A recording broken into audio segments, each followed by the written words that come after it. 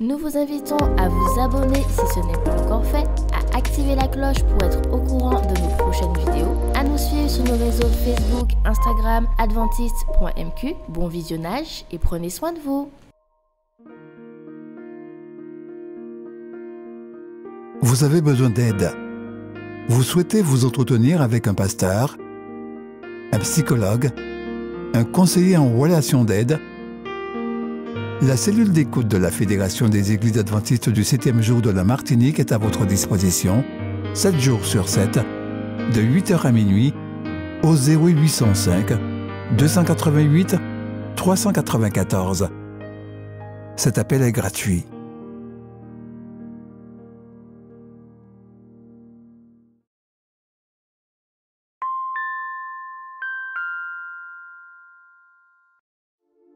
Pensez-vous qu'il soit possible de soudoyer Dieu en donnant les dîmes et les offrandes, en le persuadant ainsi de vous assurer une protection spéciale et de répondre à vos prières, alors que vous négligez les autres commandements? Non. Et voici pourquoi. Même si la Bible dit que l'infidélité à Dieu dans les dîmes et les offrandes peut conduire à la malédiction, il est clair qu'il ne peut bénir ceux qui donnent alors qu'ils négligent les autres aspects importants de sa volonté. David dit: « Si j'avais eu des intentions coupables, le Seigneur ne m'aurait pas écouté. » Salomon dit aussi que si quelqu'un fait la sourde oreille aux exigences de la loi, même sa prière est désapprouvée. Eh bien, étant donné que nous violons tous la loi et que nous sommes tous pécheurs, comment donc Dieu peut-il accepter nos prières et nos offrandes? La réponse se trouve dans 1 Jean 1, le verset 9. Si nous confessons nos péchés, nous pouvons avoir confiance en Dieu, car il est juste, il pardonnera nos péchés et nous purifiera de tout mal. Donc le processus de purification du péché nécessite que j'accepte la mort de Christ à ma place et le travail du Saint-Esprit qui change les cœurs. Cela doit avoir lieu avant tout acte d'adoration. Le livre de Malachie dit que ce n'est qu'à la suite de cette expérience que le Seigneur accueillera favorablement les offrandes des gens de Juda et de Jérusalem. En d'autres mots, Dieu n'accepte que les dîmes et les offrandes de ceux qui acceptent la mort de Jésus à leur place, le sacrifice de Dieu pour les pécheurs, qui confessent leurs péchés et qui continuent de demander au Saint-Esprit de changer leur penchant, leur donnant le désir de faire ce qui est bon et juste. Alors que vous rendez votre dîme et que vous vous engagez, demandez à Dieu de vous aider à accepter la mort de Jésus, son sacrifice à votre place. Demandez-lui de vous rappeler tous vos manquements. Confessez-les à Jésus, afin que tous vos péchés soient pardonnés, que votre cœur soit transformé et que vos offrandes lui plaisent et qu'il les accepte. Mettons nos désirs en dernier et Dieu en premier.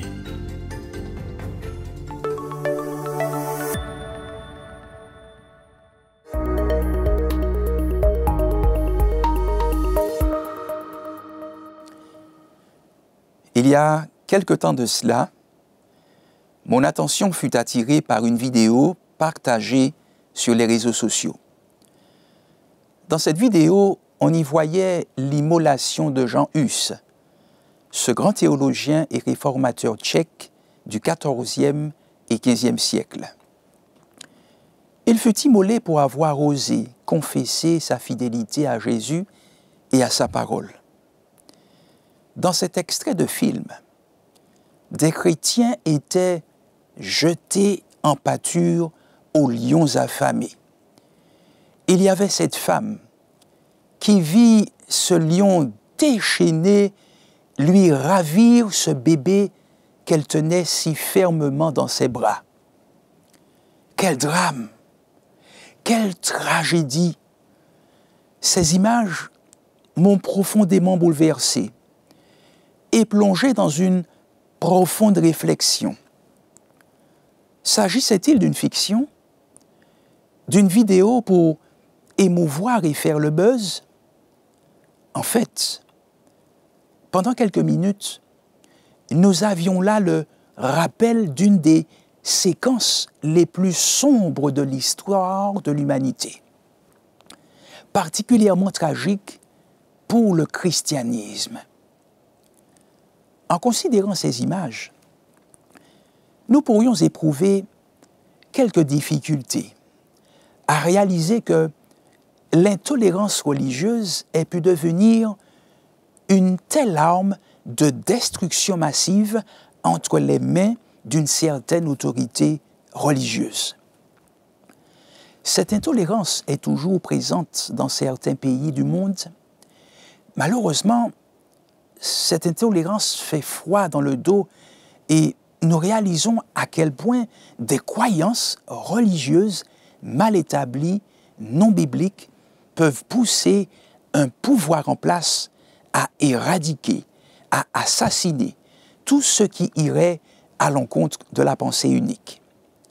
Jean Hus faisait partie de ces chrétiens que très peu de choses pouvaient impressionner. Son ministère était caractérisé, entre autres, par son désir sincère de servir Dieu. Et si cela devait lui coûter la vie, il affronterait la mort courageusement. Hus avait été emprisonné injustement à cause de sa recherche de la vérité. Il fut aussi mené au bûcher, car une certaine institution religieuse qui ne supportait plus l'œuvre qu'il accomplissait, celle de contribuer, là où il allait, au réveil des consciences, au réveil religieux. Hus aidait le peuple à mieux saisir le sens des Écritures et, par conséquent, la vraie nature de certains pouvoirs religieux était dévoilée. Certaines références historiques rapportent qu'avant sa condamnation à mort sur le bûcher, parce qu'il ne voulait point rejeter ses croyances bibliques, il aurait dit ceci: « À quelles erreurs devrais-je renoncer? Je ne me sens coupable d'aucune. Je prends Dieu à témoin que tout ce que j'ai prêché et écrit n'avait d'autre but que d'arracher des âmes au péché et à la perdition. C'est avec joie que je scellerai de mon sang les vérités que j'ai prêchées et écrites. » Tandis que les flammes du bûcher accomplissaient leur triste besogne, Hus, le puissant réformateur, chantait « Jésus, fils de David, aie pitié de moi ». Chers auditeurs, la vie chrétienne n'est pas toujours facile, pas vrai? Pierre, dans l'épître qui porte son nom, dira ceci au chapitre 4, verset 12. « Bien-aimés, ne soyez pas surpris, comme d'une chose étrange qui vous arrive, de la fournaise qui est au milieu de vous, pour vous éprouver. Réjouissez-vous au contraire de la part que vous avez aux souffrances de Christ, afin que vous soyez aussi dans la joie et dans l'allégresse lorsque sa gloire apparaîtra. » L'auteur biblique nous interpelle par ces mots. Ne soyez pas surpris. Ne soyons pas surpris comme d'une chose étrange qui pourrait nous arriver. Ce que je comprends à travers ce texte, c'est que si nous sommes touchés par l'adversité, par l'épreuve, malgré un parcours spirituel sans faute, nous ne devrions pas nous désoler et perdre courage. Ne sombrons pas dans d'interminables lamentations, mais le texte ici parle de se réjouir au contraire, car si nous avons part aux souffrances de Christ, nous serons aussi dans la joie et dans l'allégresse lorsque sa gloire apparaîtra. Si nous souffrons ici-bas, si nos souffrances aussi sont le résultat de notre obéissance à Christ. Nous devrions considérer cela comme étant un sujet de joie. Peut-être que vous y voyez quelque chose d'anormal, mais la Bible est claire quand elle dit « Réjouissez-vous au contraire ». Peut-être que vous, qui m'écoutez, vous subissez peut-être des outrages, des persécutions, parce que vous avez choisi la bonne part, celle qui vient de Jésus. Et vous vous questionnez peut-être sur la raison d'être, sur l'utilité de tout ce qui vous arrive. Peut-être que vous remettez aussi en question votre foi, parce qu'il y a une part de souffrance qui l'accompagne. Je voudrais vous encourager à tenir bon, à persévérer, car Dieu est au contrôle.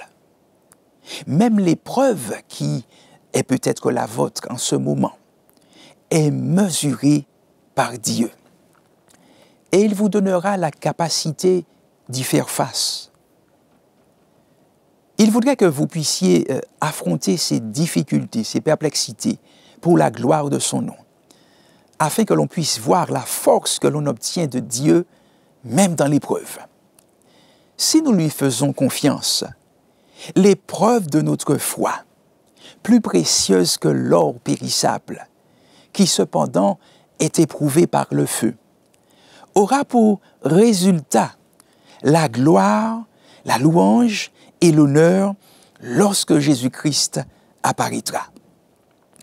Quand l'épreuve arrive, malheureusement, il en est qui succombent parce que l'enracinement en Christ n'est apparemment pas suffisant.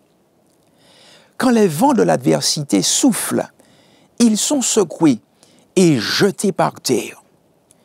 Certains se relèvent et d'autres non. Si nous sommes tombés au moment de l'épreuve et avons cessé de tenir bien haut la bannière ensanglantée du prince Emmanuel, ne désespérons pas. Si vous êtes au sol, c'est le moment de vous mettre sur vos genoux, car c'est l'une des meilleures positions pour la prière. Nous avons besoin de prier pour rétablir cette connexion, ce lien vital avec la divinité, lien grâce auquel nous serons rendus capables de traverser l'épreuve avec courage et succès. Le Seigneur, dans le livre d'Apocalypse, nous encourage par ces mots. Ne crains pas ce que tu vas souffrir. Voici le diable jettera quelques-uns de vous en prison, afin que vous soyez éprouvés, et vous aurez une tribulation de 10 jours. Sois fidèle jusqu'à la mort, et je te donnerai la couronne de vie. La vie en Jésus n'est pas toujours simple, mais au bout, il y a la récompense qui nous attend. Cette couronne de vie qui est offerte à ceux qui seront fidèles, qui sauront se montrer fidèles, quelles que soient les circonstances, peu importe la férocité de l'opposition. Si nous demeurons fidèles jusqu'à la mort, la vie éternelle nous attend. En dépit des moments sombres, la vie chrétienne est l'une des plus belles expériences, sinon la plus belle qui soit. Cette vie se caractérise par un renouveau, une résurrection spirituelle qui prend sa source en Christ par la puissance de l'Esprit de Dieu. Nous aurions souhaité vivre cette nouvelle naissance sans remous, sans frottement, sans friction, sans difficulté aucune, sans opposition. Cependant, donner son cœur à Jésus, vivre la nouvelle naissance, ne nous exempte pas de ces réalités avec lesquelles il est parfois difficile de composer.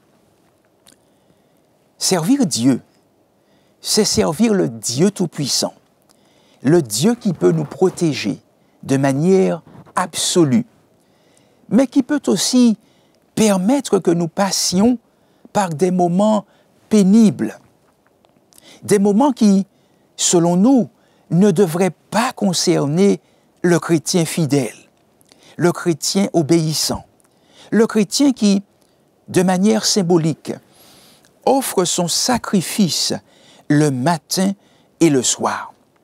Le chrétien qui apporte sa dîme et ses offrandes sans broncher. Dieu permet les coups durs de la vie, car à travers la souffrance, c'est l'éducation, la formation d'un caractère plus noble qui est aussi envisagée. Un auteur a un jour écrit, et je paraphrase, que les difficultés, les problèmes de la vie sont des agents dont Dieu se sert pour discipliner et transformer notre caractère. Il est douloureux, ça fait mal d'être par elle taillé, épuré, ciselé, lissé, poli, broyé sous la meule. Mais c'est ainsi seulement que l'on peut devenir une pierre vivante et authentique dans l'Église du Seigneur, notre Dieu Tout-Puissant. Les matériaux ordinaires ne sont pas l'objet d'attention et de soins minutieux, mais seulement les pierres de choix, dignes d'entrer dans l'édifice d'un palais. Belle citation. L'affliction, la douleur sont des réalités qui poussent certains à se questionner sur la pertinence des sacrifices que nous pourrions faire pour l'amour de Jésus et sa vérité. Mais c'est justement la raison fondamentale qui nous pousse à tout affronter pour Jésus. C'est l'amour infini qu'il nous montre. Nous éprouvons un tel amour pour Jésus que même la perspective de la mort ne suffit pas à nous faire reculer, à nous rétracter. L'amour que Christ éprouve pour nous ne l'a pas rendu aveugle ou inconscient des souffrances qui auraient été les siennes en foulant aux pieds notre planète. Il savait qu'en venant sauver l'humanité, il passerait par des moments intensément violents. Mais il n'a pas reculé. La question de savoir s'il fallait tout abandonner, tout laisser pour éviter la souffrance, s'est posée à lui. Pourquoi donner sa vie pour des hommes et des femmes pécheurs, rebelles, méchants? Pourquoi se sacrifier pour une race perdue? La Bible dit, « Mais Dieu prouve son amour envers nous, en ce que, lorsque nous étions encore pécheurs, Christ est mort pour nous. » Peut-on prouver son amour d'une manière plus forte que celle-là? Vous avez bien noté? Qui sommes-nous? Qui étions-nous? Nous sommes de mauvaises personnes. Nous sommes des pécheurs. Mais la grâce, l'amour du Christ nous a rachetés. Même si l'épreuve, même si la souffrance ou la mort devait croiser notre chemin, nous sommes si remplis de son amour que rien ne nous fera reculer. Et si notre amour n'était pas encore parvenu au stade où il nous pousserait à braver la mort pour Jésus, demandons au Seigneur de faire croître en nous cet amour. Nous n'avons pas vécu à cette époque du Moyen Âge, époque d'obscurantisme religieux. Nous ne vivons peut-être pas sur un territoire où l'intolérance religieuse ne ferait pas partie de la norme de Dieu. Dieu merci. Mais sûrement que nous passons par d'autres types d'épreuves qui testent notre foi, notre fidélité, notre amour pour Christ. Peut-être que nous passons par des moments difficiles. Ceux qui veulent vivre pieusement en Jésus-Christ seront persécutés, comme nous le lisons dans 2 Timothée chapitre 3 verset 12. Mais il y a une couronne de vie, une couronne de victoire, réservée à ceux qui persévèrent jusqu'à la fin. Nous voulons repenser à cette expérience qui fut celle de Daniel. Alors que le roi avait ordonné que l'on impose de s'agenouiller devant cette statue, Daniel a refusé. Il a refusé. Ils ont refusé, ses compagnons également, de s'incliner devant cette statue.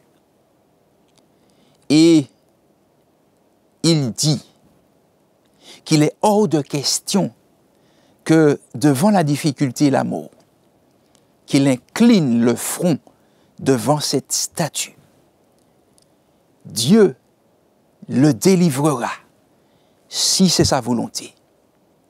Mais de rajouter que si Dieu ne le délivre pas de la mort, il restera fidèle jusqu'au bout. Nous voulons, à l'instar de Daniel, résister, tenir bon, garder la tête haute dans la difficulté, dans l'épreuve. Nous voulons rester fidèles jusqu'au bout, fidèles à cette parole si merveilleuse de Dieu, fidèles à Jésus-Christ. Et si nous étions éprouvés, persécutés, notamment à cause de notre foi pour Jésus, nous voulons garder la tête haute, demeurer confiants et nous rappeler qu'il y a une couronne de vie, une couronne de victoire qui nous est réservée. Que le Seigneur nous aide à demeurer fermes, solidement ancrés en lui, et qu'en toutes circonstances, nous soyons confiants, que nous demeurions attachés à lui. Que le Seigneur continue de vous bénir, de nous bénir, et qu'il nous garde fidèles jusqu'au bout, jusqu'à la fin. Amen. Je voudrais vous inviter à prier avec moi. Ô notre Dieu, notre Père, nous aurions souhaité jouir d'une vie exempte de défis, de difficultés, de frustrations, d'épreuves, de souffrances. Mais la vie est ce qu'elle est. Et malgré tout cela, nous voulons demeurer confiants. Nous voulons nous appuyer sur toi. Nous voulons accepter cette force que tu nous donnes de faire face à l'épreuve, quelle que soit sa nature. Nous voulons avancer et voir cette réalisation de ta promesse, celle de recevoir la couronne de vie qui sera accordée à ceux et celles qui persévéreront jusqu'à la fin. Nous voulons te remercier, Seigneur, de bénir chacun de nos auditeurs, de fortifier leur foi, de les garder sous ton aile protectrice. Et quelles que soient les difficultés, que tous ceux et celles qui entendent puissent s'appuyer sur toi et rester fidèlement ancrés en toi. Nous te prions au nom de Jésus-Christ, notre Sauveur et Seigneur. Amen.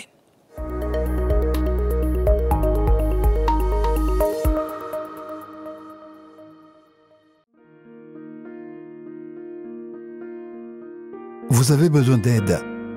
Vous souhaitez vous entretenir avec un pasteur, un psychologue, un conseiller en relation d'aide.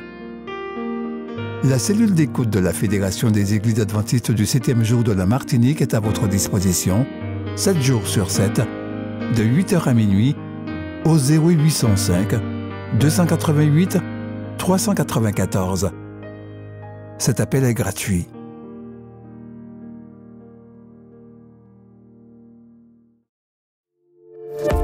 N'oubliez pas de vous abonner si ce n'est pas encore fait, de liker et de partager avec vos amis si cela vous a plu. À bientôt pour une prochaine vidéo.